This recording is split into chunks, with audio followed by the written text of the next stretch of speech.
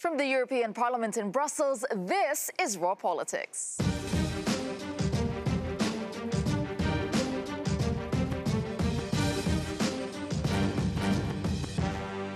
Thank you for joining us tonight, and this is what we have on the program for you. Online hate. As Facebook turns 15, the Commission says more needs to be done to fight racism and xenophobia online. Poland Spring. The country's first openly gay mayor launches a new party calling for more positivity in politics. Battle in Brussels. As Theresa May heads across the channel, we ask, what is it going to take in a high-stakes week? Time's up. As the deadline expires, European nations recognize Juan Guaido as Venezuela's interim president. And regal retreat, the Brexit emergency plan for the Queen of England.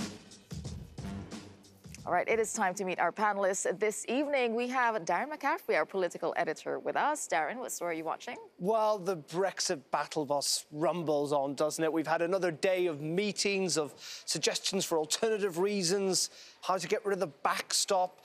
And yet, no escape route, seemingly, at the moment for Theresa May, as you say, ahead of a very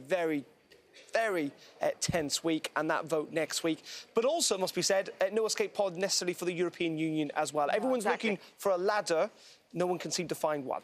More Brexit this week. All right, we also have Roberta Metsola joining us tonight, a Maltese MEP on the Civil Liberties Committee, and she sits with the EPP group. Good to see you, Roberta. So, nice to be back. What stories are you looking at tonight? Well, online hate is something that I deal with every day, but also what's happening in Venezuela. I think time's up for Maduro. Let's see. No, absolutely. Big story there. And also Julia Moser. She's a hate speech advisor for a nonprofit, a Jewish Contribution to an Inclusive Europe. And from Facing Facts EU, what about you, Julia? I think I can guess.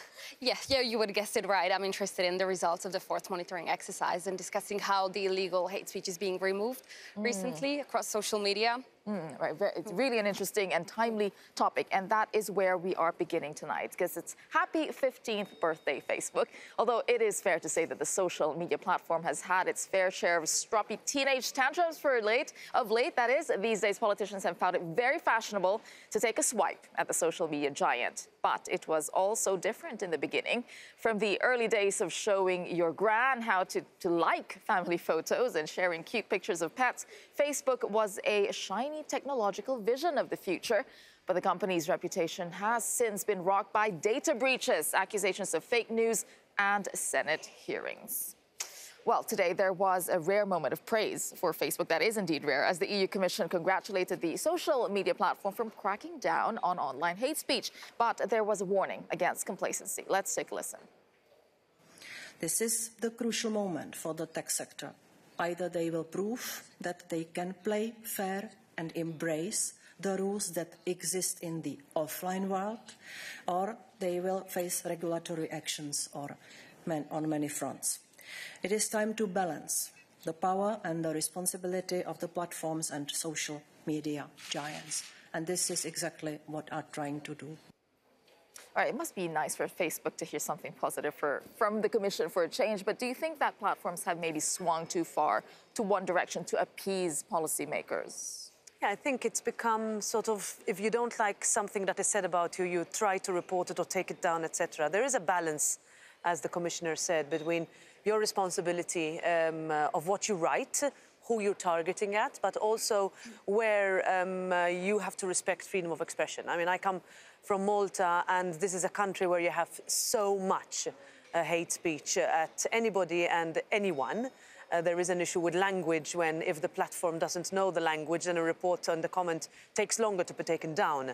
A lot has been improved, and I think we have to acknowledge the importance that Facebook has revolutionized the society, whether you are a person who wants to keep in touch with old friends, but also, like me, as a political representative, how can I reach as many people as possible, understanding that I will be criticized, understanding that I will be able to communicate my message in a more broad manner, and that's what Facebook has done since the beginning. All right, you have been watching. The monitoring of online hate speech, and there was one comment I saw from an official today saying that they don't really want to take down 100% of the hate speech online. I think right now Facebook has been taking down about 72% of that. Isn't it more dangerous to be leaving 30-odd% online, or is, as Roberta was saying, should it be left there because there is a legitimate need for freedom of speech? I think the rationale for that was that some parts are not illegal hate speech per se, so some organizations are reporting not illegal content. But the truth is that there is this big gray area of hate speech that is not considered illegal, but it's not okay. It contributes to a hostile environment, it poisons people, and it escalates on a daily basis. And when there are trolls getting onto one person, and often targeting politicians, female politicians, extremely often, then it's still not illegal, but it's still problematic. And we still have to do something about it because it goes back and impacts our daily lives, not just online, but absolutely offline as well. Okay, and this is the fourth report that came out on this. Yeah, it is, and actually, I think rather interestingly, the Commission wasn't just patting Facebook on the back today; it was patting very much itself on the back, saying that because of our pressure and our hard work over the last couple of years, we've faced or forced Facebook to take this action. I think it was really interesting going through kind of the grounds for reporting hatred, what the levels are. I think other platforms as well had to give their information. Things like YouTube, and there is no doubt that Facebook actually has made it a concerted effort. But if you look at this, we've got probably unsurprisingly xenophobia right up there with 17%, alongside anti-Muslim hatred and racism. I think we can pull up a graphic on that one. We do have that one. So yeah, you were saying because xenophobia, anti-migrant hatred came in at 17%. Next was posts about sexual orientation, as you were saying, Darren, right? 15.6%. And then we have anti-Muslim hatred, followed by anti-Gypsyism and anti-Semitism. What do you make of those numbers? What's really interesting is that we probably wouldn't have been surprised terribly, given the political reality of Europe at the moment about xenophobia and anti-Muslim sentiment, even potentially racism. What is interesting is the levels of on sexual orientation, I think is interesting, anti-Semitism, and also against the travelling community or gypsy community. So, I mean, that is extraordinarily high. That is over 12%. And that is something that actually I don't think this Parliament, politicians, necessarily focused on an awful lot. There's clearly been a concerted effort when it comes to xenophobia and racism, but it is clear looking at this that people in Europe are expressing hatred on many, many different levels. They are. At many different people. Are you surprised by these numbers, or did you expect them to be higher or lower from your experience? I agree that on sexual orientation, I think it's higher than I thought. I think that it would have been higher maybe 10 years ago. But what Facebook and these social media platforms have given is the possibility for people to hide behind a keyboard or a fake profile to really attack another part of the community where it hurts. And that has almost become acceptable. And in some countries, it comes from the top political levels, top down, that is sort of made it to be okay to say that. Terrible. But it is this really difficult balancing act, because again, who gets to decide? Who gets to police, exactly. You rightly pointed out that, lots of this isn't illegal. It may be morally judged to be out of place or wrong, but again, who makes that judgment? And the fear is, you look at, for example, in the Philippines, where over 90% of people are on Facebook, and they use it all the time. It is the state that essentially gets to decide what's right and wrong. And that's a really difficult balancing act. We also saw Facebook reports of Facebook who will be working with Macron to come up with with laws that he'll be announcing at the end of the year. Is this the right way to go, where you have platforms working closely with governments and which will be policing social media? I think there is a need to all of us get together, all stakeholders, because we all have our different roles to play in tackling hate speech, because it doesn't just going to end with more and more monitoring exercises. Including people, exactly. This is why we created the Facing Facts online course on hate speech, to really empower everyday citizens to learn how to take action, how to engage in counter speech or do their own monitoring. But when it comes to the data, it's important to keep in mind that it's not representative. So the organizations that were taking part in the monitoring exercise all have their different focus. Some of them are monitoring more than one types of hatred, others focus only on one. So it's a good indication, but it's not representative. And I think and when it comes especially to online hate speech, we can see that there's all these overlaps within categories. So it's not that you're being targeted because you're a woman or because of your profession or origins, but all these categories overlap and strengthen each other. But all I would say, in some circumstances, you need the hatred, or you need what people clearly want to express to be almost out there on a platform so that it can be taken on and tackled. Otherwise, it essentially either moves on... It still exists, in the real world, you just don't see it. It's on the armchair while you're looking at television. Or in WhatsApp groups or in Telegram these days. There's loads of peer-to-peer services that are closed. And so you know, these platforms, we keep forgetting about this social media, is that they're not creating any new sense of who we are or any prejudice that we've not necessarily had. It's probably magnifying it or amplifying it. It's a medium by which you can... To shut it all down is clearly not the way to do it. So would you be comfortable if governments were to police this? No, I think we have to address where the hatred comes from, what the problems in our communities are, how many people feel marginated in their own communities, that they are the target of such speeches. I mean, you can get it while you're walking down the street, but it's so much easier to hide behind a fake profile and target your neighbors because you won't be caught. That's the real problem. Well, now let us turn to someone who is actually taking a stand or trying to take a stand against hate speech in politics. Poland's first openly gay politician has launched a new progressive party in the hope of bringing about a Polish spring. Take a look.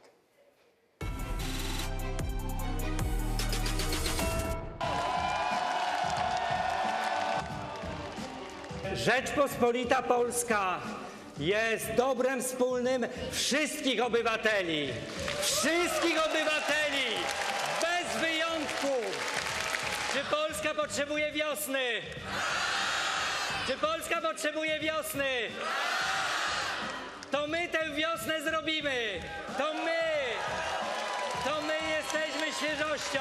To my jesteśmy tą wiosną. To my wniesiemy świeżość do polskiej polityki. Dlatego zapraszam was już dzisiaj. Stwórzmy nową siłę polityczną. Stwórzmy siłę, która zmieni oblicze tego kraju, która wprowadzi świeże powietrze do tej zatęchłej polityki. Niech w końcu to się zmieni. Nareszcie zmiana. Nareszcie!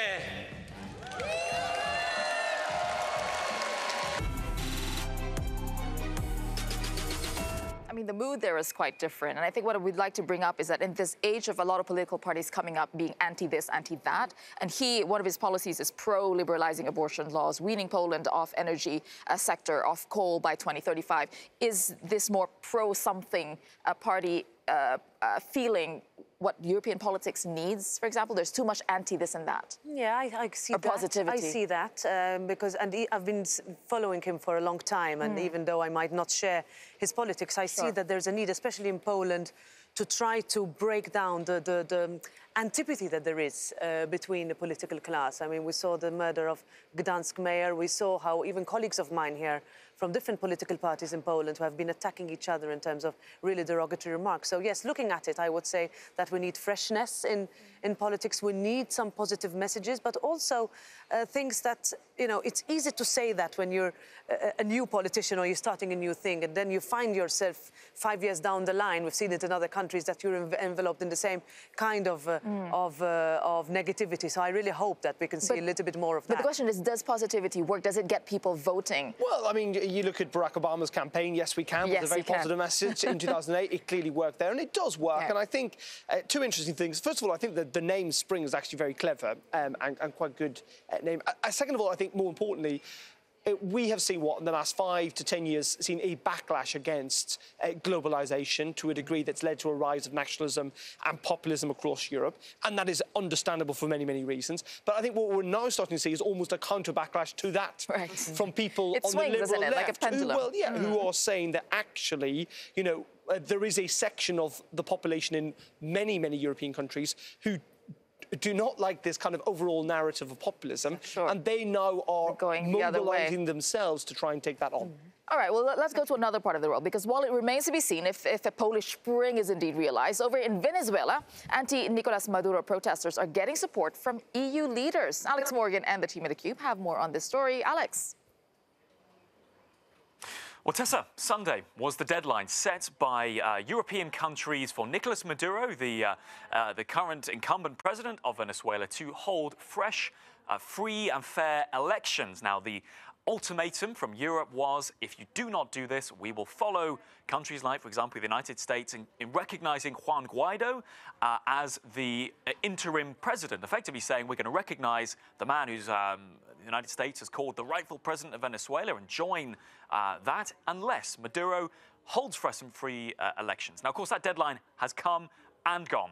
And if you're looking at Twitter today, you'll see the response from Europe. European countries, it's worth saying, as opposed to a joint European statement at this stage from the EU. But Jeremy Hunt, UK Foreign Secretary here, Nicolas Maduro has not called the elections within the 8-day limit we have set. So the UK, alongside the European allies, will now recognise Juan Guaido. Let's go to France. Emmanuel Macron, President Macron, saying Venezuelans have the right to freely express themselves. France recognises Juan Guaido as the president in charge to implement this process.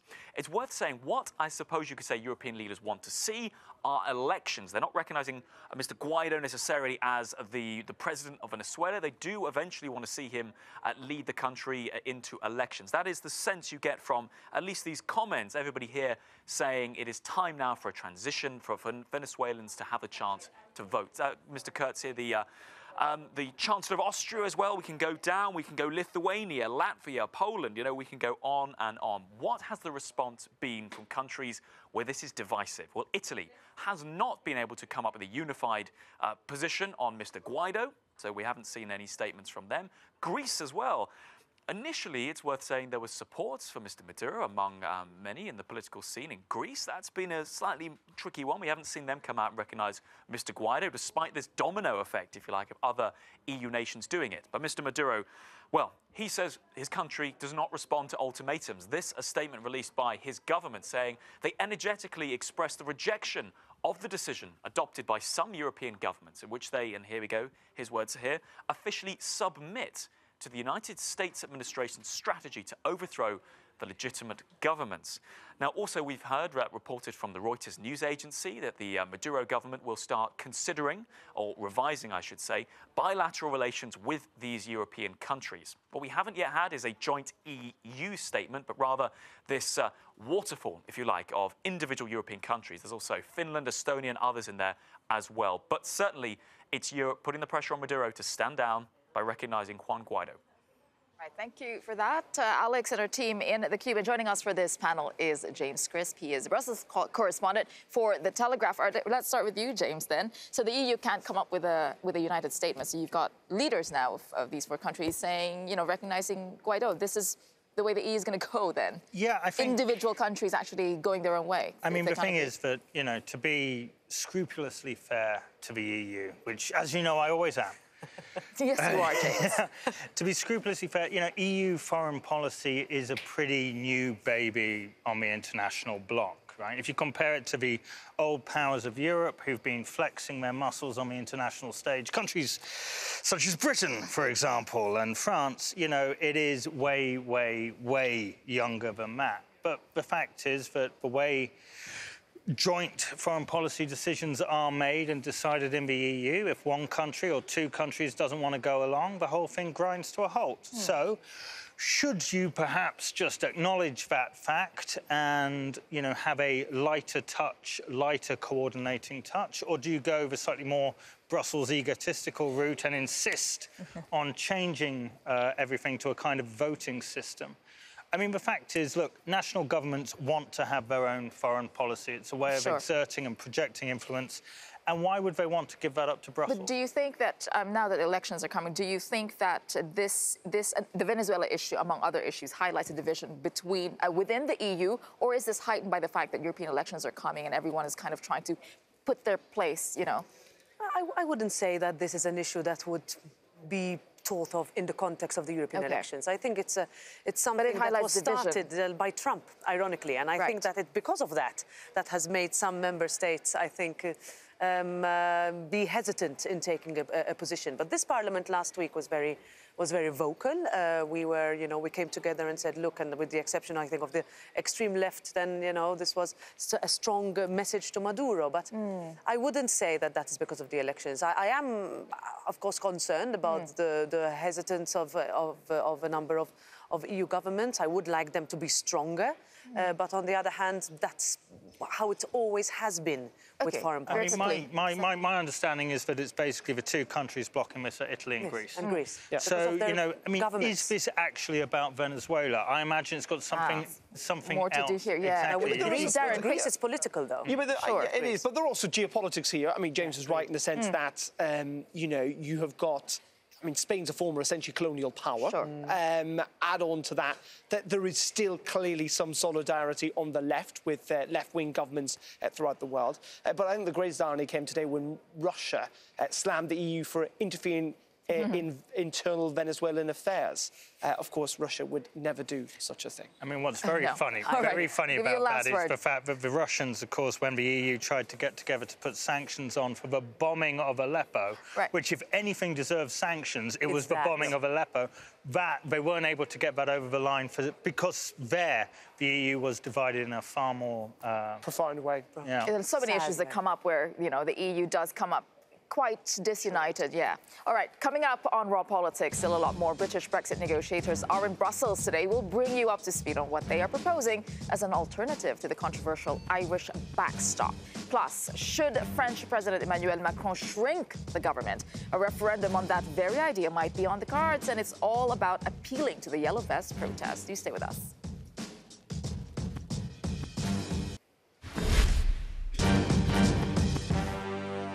Welcome back to Raw Politics. Now, ahead of an imminent visit by UK Prime Minister Theresa May, Brexit negotiators from both sides are in Brussels laying the groundwork.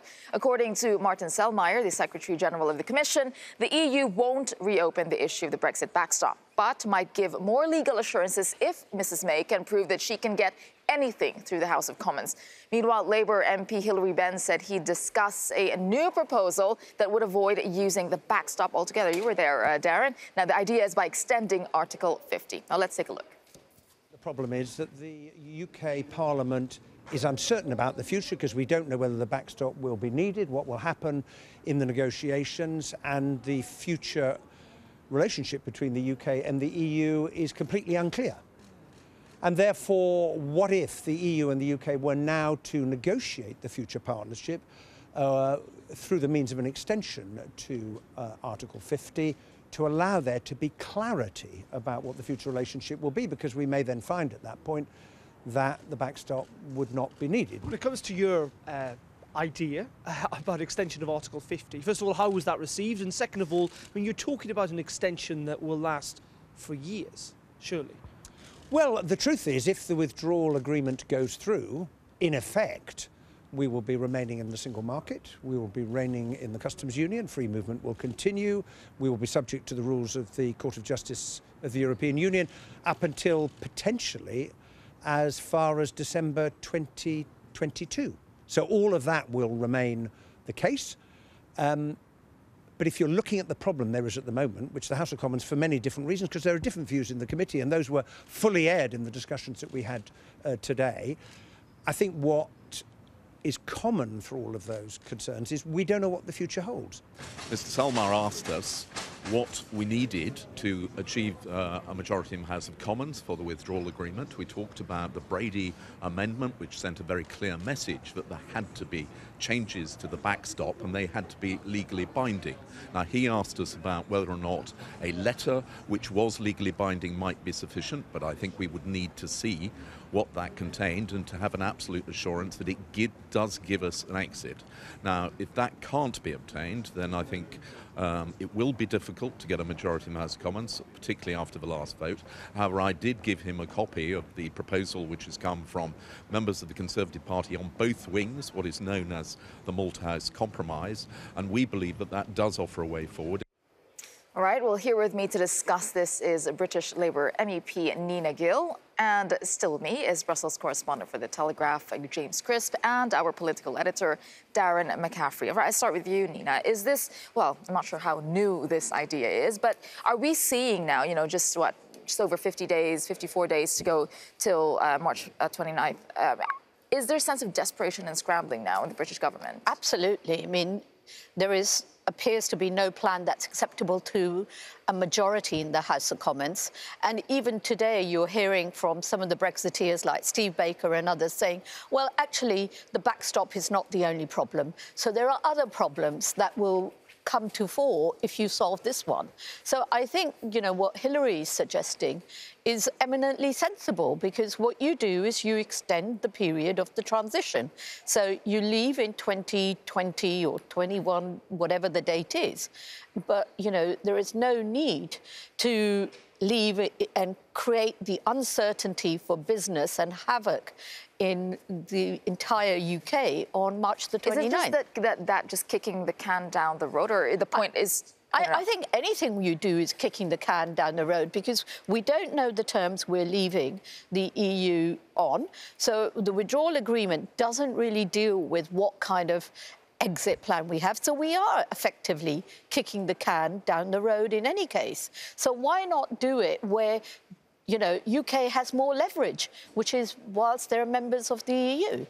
Do you think the point here is just to avoid the backstop? I mean, just extending it and kind of let's talk? Because the withdrawal agreement will still, I mean, as far as I understand it, James, the withdrawal agreement will still have to be voted on. I mean, the withdrawal agreement will still be legally binding. So, and within that withdrawal agreement, there still is a backstop. So I'm not entirely sure what it actually really does solve. Apart from the fact you can almost make the argument that remaining a full member might make more sense than having a transition period. But, I mean, it's not going to float because Brexiteers aren't going to vote for it. So let's ignore that. Let's ignore these alternative arrangements because it's clear that we've been here before and that's not going to work. You know, we're not... OK, but we're not going to be able to conclude anything by 29th of March. That is the problem. So let's go, even if you go along with the withdrawal agreement... Well, I mean, you could... Well, either MPs can vote for Theresa May's deal, which is the only negotiated deal. I mean, this is the ironic thing, is that the Labour Party and the Labour opposition and the opposition parties who don't support Theresa May's deal don't recognise that this is the deal that is not just negotiated by Theresa May, but with the rest of the European Union. It is, according to the EU, the only deal on the table. Made its position clear, and actually the onus was on the UK government to take their concerns on board much earlier, and they didn't. They ignored the opposition, and then they wonder, oh, it's our deal, but why don't you just when we're talking about this, I mean, no, it's fine. I mean, what I sort of think was kind of actually interesting when you spoke to some of those MPs once the cameras are off. You know, Martin Selmayr says we're not going to reopen the withdrawal agreement. Actually, apparently, when he was in conversation, he said, what if I opened the withdrawal agreement? Now, I'm not going to change anything to do with the backstop, but we could take the Juncker-Tusk letter, which mentions alternative arrangements, translate it into a protocol, stick it in the withdrawal agreement, close it back up. Would that make any difference? And according to the MPs, they had to say, well, sorry, Martin, we don't know. Yeah, this is the position. I mean, even within the committee, there are very many differing views. Yeah, so are we any closer to knowing what Theresa May is going to come here with? No, basically. We have no idea because, I mean, as I said, there are many different views within her own party and within the committee that came here. So everybody's looking for a different option. So how can you come and negotiate when you don't know if you can deliver She seems to think she will have new ideas. What are you suggesting then, James? No deal? I'm suggesting stay or no deal. Stay or no deal? Stay. Remain or no deal. If you really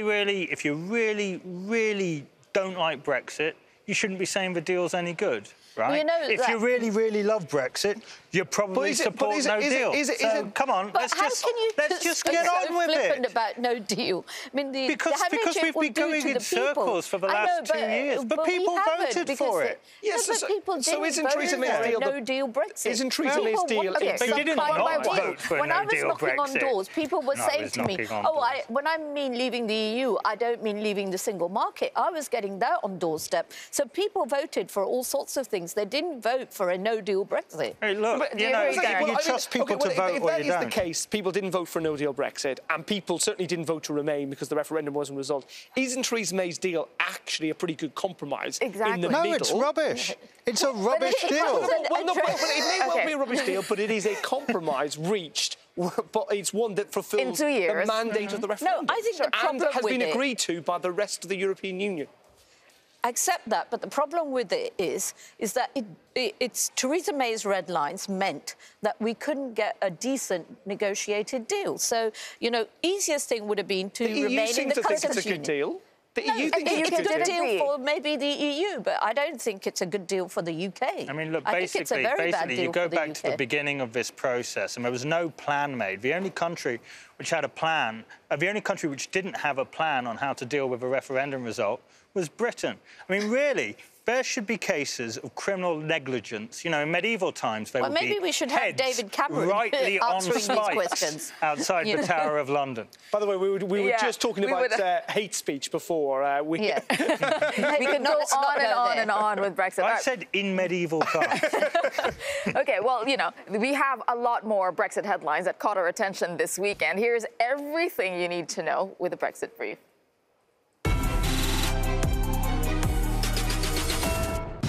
Colony controversy. This, the moment a British reporter questions a European Commission spokesperson after a Brussels document branded Gibraltar a colony of the British Crown. Our position is clear, it is public, I don't need to go into this. No, I'm not going to go into this at all. That's me actually turning your mic off. Look, I've given you the answer that I can give you. Downing Street hit out at the description, which comes amid warnings that reopening the withdrawal agreement could put issues such as the Gibraltar question back on the negotiating table. Also this weekend, a blow for British manufacturing, as carmaker Nissan scraps plans to build its new SUV in the UK. The Japanese firm says the decision was taken for business reasons, but also pointed to continued uncertainty around the UK's future relationship with the EU.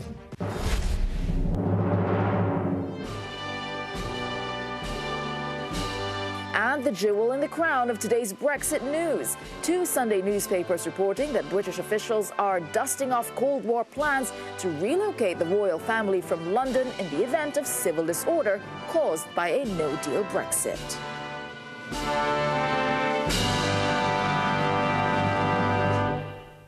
You've heard it all, really, haven't you? I know. And Nina, you were suggesting bring the Queen to Brussels. Exactly. Well, she has to be evacuated surely being of German safe. heritage, she'd go to Hamburg. I'm not sure where she goes, but I think this is one of the most ludicrous things that I've heard in the last few days. Although I have to say I'm really concerned about calling Gibraltar a colony. Yeah, you might actually, that one. Actually, hold on a second. First of all, this is a Gibraltarian passport from the 1970s, which called James it the colony of Gibraltar. From the 1970s. But it's a British newsier passport. news from the 1970s. In 2017, Gibraltar told the ECJ it should be considered a colony in order to get off a gambling case. So, look, you know, it is in legal terms. It's overseas territory. It is called they have a colony. Their own chief but minister, this is basically just Madrid on the wind-up. Now, but you see, this is what happens when we open the withdrawal agreement all over again. We get all these discussions. That's entirely possible. I think we can all agree it would just be a lot simpler if the EU just gave in. And Spain, it's no different to that. If Gibraltar's calling itself a territory in legal documents, that's a problem. As for the Queen, as many people have rightly pointed out, the royal family were there during the Blitz. Many people love to equate Brexit to the war. Yes, the Cold War. I'm sure she would not be for moving. All right. On that note, we will take a short break. Coming up on Raw Politics, is French President Emmanuel Macron prepared to deal with the consequences of a referendum of his own? Because he might be calling one this spring in an effort to address the concerns of Yellow Vest protesters. But is it all just a big distraction? Do stay with us.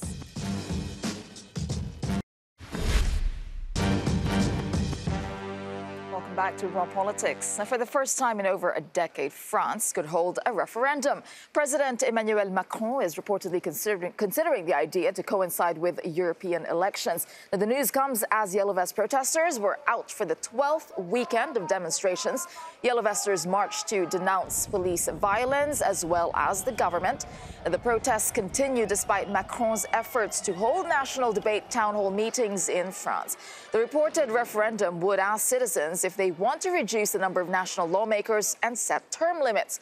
One minister, however, said the government has yet to make a final decision. Well, our correspondent, Annelise Borges, has been following these developments closely, and she's joining us now from Paris. Annelise, good to see you there. What has the political reaction been to, these reports of a referendum?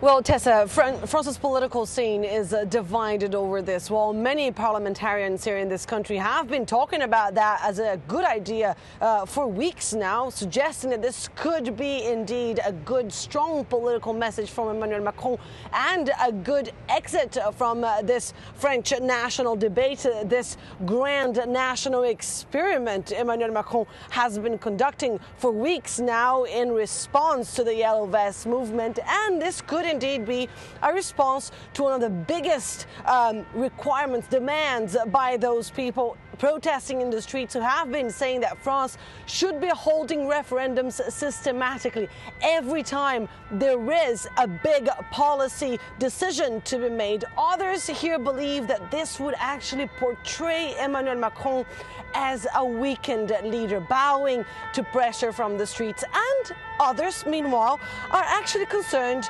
about the choice of date, because this referendum has reportedly been set for May 26th, the day of European Parliament elections. Take a listen.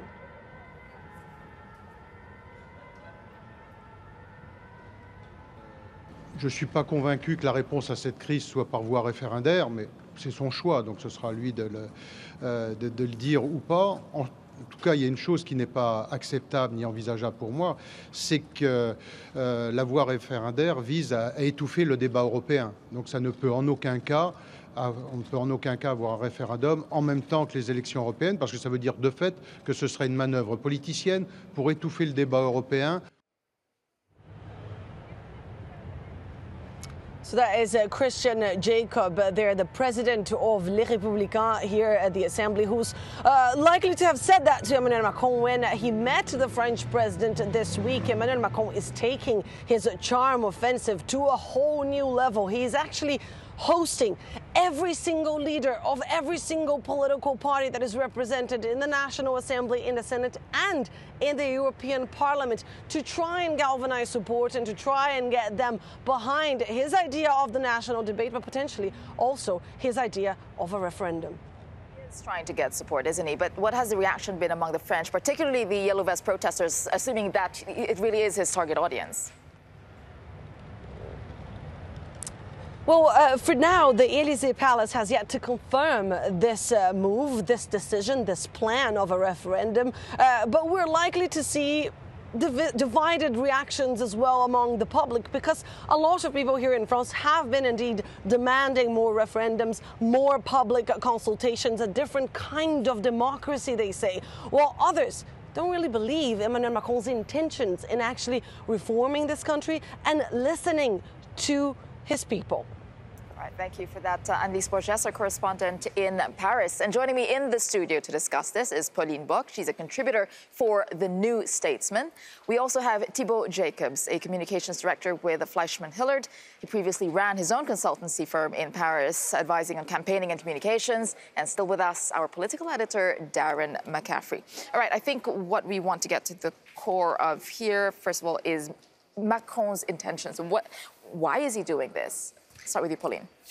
Well, I think first he's trying to engage in different ways. He's launched this great national debate to debate in town halls, as Annelise said, and now he's trying something different. It's not yet he's not yet doing a referendum for sure, but he's testing ideas, I think. Mm-hmm. And this direct democracy demand from the Gilets jaunes is very strong. It's one we can see on every single Facebook group, in every single manifestation. I don't know if you saw in the image we saw earlier, there was a sign with RIC, or Referendum d'Initiative Citoyenne, and that's what they all demand. They want a direct referendum. They want this new system of direct democracy. And from a strategic point of view, would you say this is a good move on Macron's part? Can you see what he's trying to do here? Yes, but it's very risky. I think we agree on that. Referendums in France have always been very dodgy. Why? Like the first ever, for instance, was De Gaulle in 1969.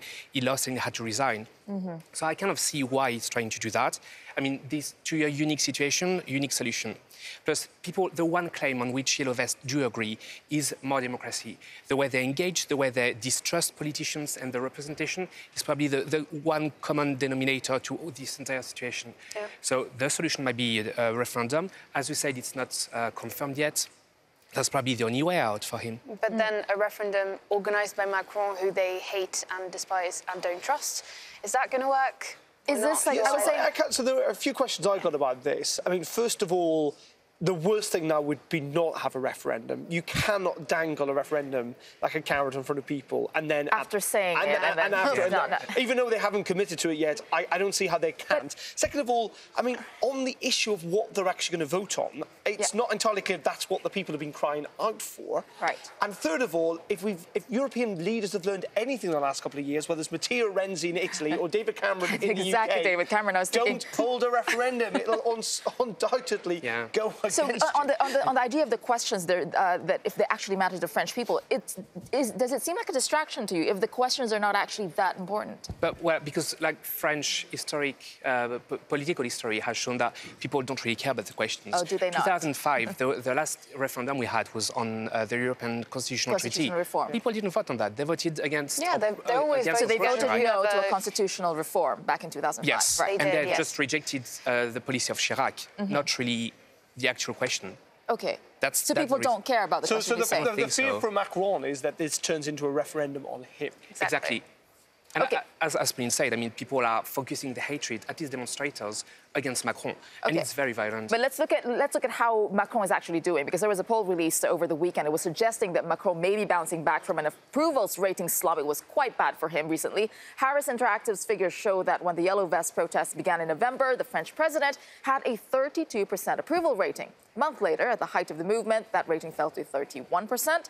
But for January, Macron was polling at 35%, a boost of, well, 4 points. So I've read, though, that there has been some praise for his handling in the last couple of weeks, that this big conversation or the big town hall stuff, the big debate, is working. Is it? Do you think so? It's not that clear, I think.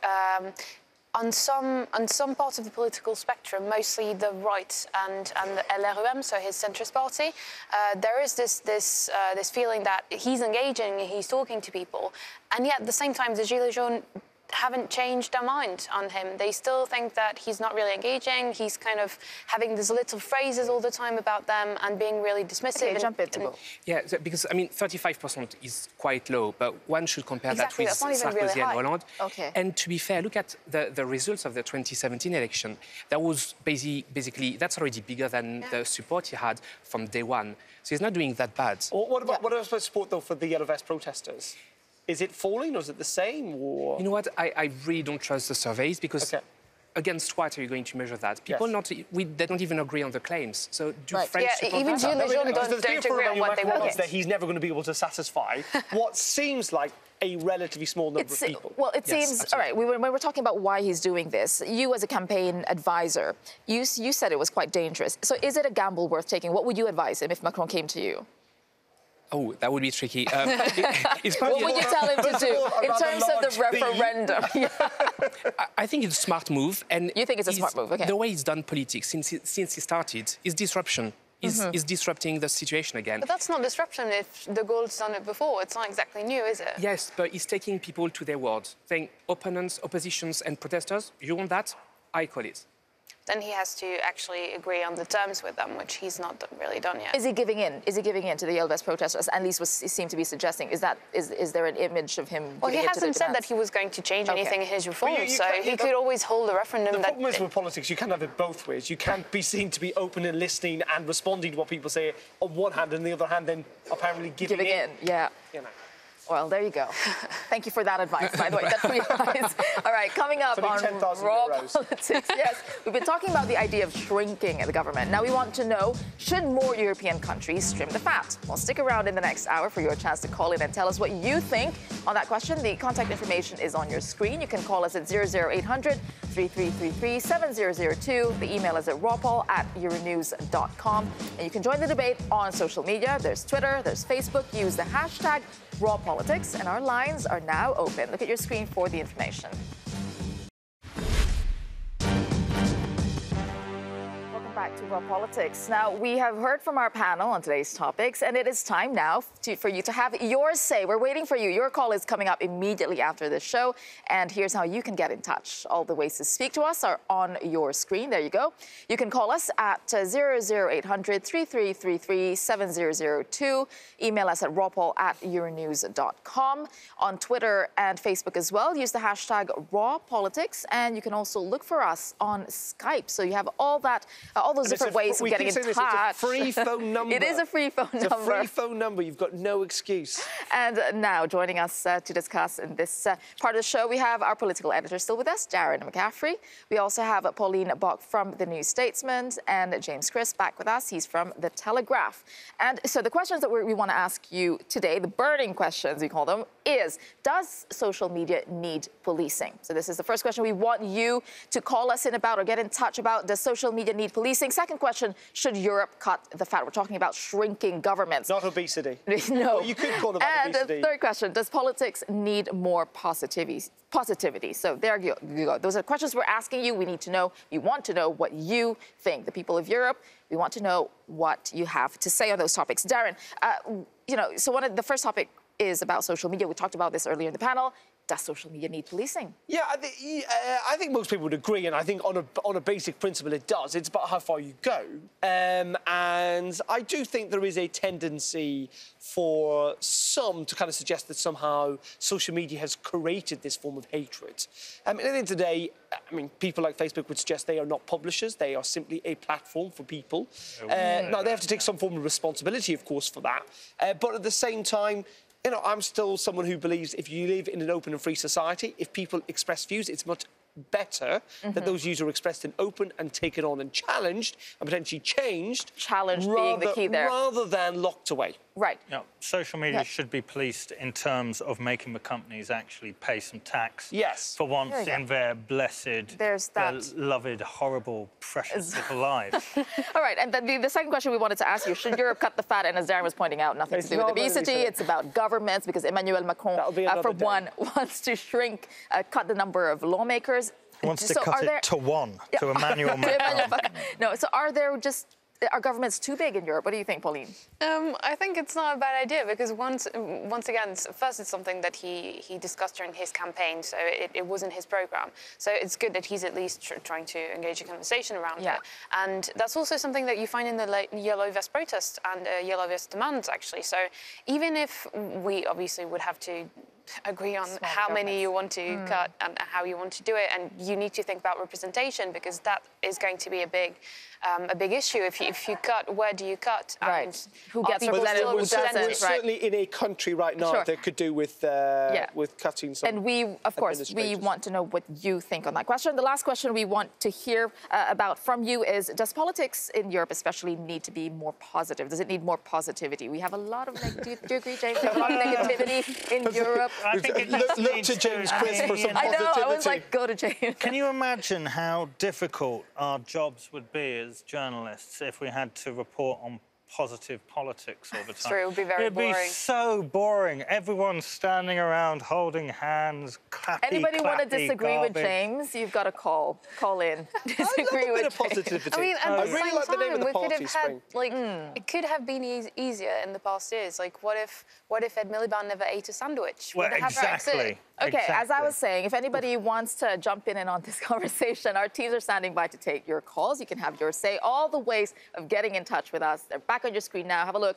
Phone number is 00800 3333 7002. Email is at rawpoll@euronews.com. Go on social media, just look for us there. Use Raw Politics as a hashtag. Find us on Skype Or as well. you could just tweet James Crisp very positive thoughts via Twitter. That'd make a nice Make sure you tag him. All right, we do have time left for our raw moment for this evening. Now, if you thought you spotted the Philippine President Rodrigo Duterte and North Korean leader Kim Jong-un hanging out in Hong Kong this weekend, you might have been mistaken. Let's take a look. 1, 2, 1, 2, 3, 4.